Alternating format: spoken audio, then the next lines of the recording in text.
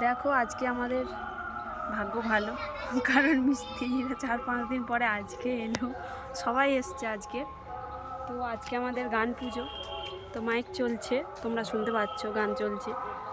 তো মিস্ত্রিদের বলেছিলাম যে তোমরা এই দুদিন কাজ করবে না, কারণ আমাদের গান পুজো একটু যেতে হয়, আর আজকে আমাদের গরম খেতে নেই, ঠান্ডা খেতে হয়। তো ওদের বলেছিলাম তোমরা এলে কিন্তু পান্তা দেবো, তোমরা এই দুদিন কাজ বন্ধ রাখো। তো ওরা আগে আসেনি, ওই জন্য এই দুদিনে ওরা এলো, তাই জন্য আজকে পান্তা। মানে আমাদের গরম জিনিস খেতে নেই, আমাদের গ্যাস উনান কোনোটাই জ্বালতে নেই, এই ঠান্ডা আজও কালো।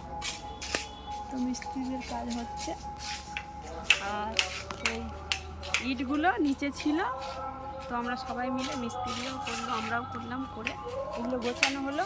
এবার রাস্তা থেকে মানে একজন বয়ে নিয়ে আসছে,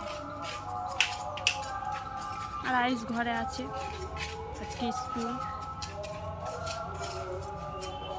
ব্যথা হয়ে গেছে,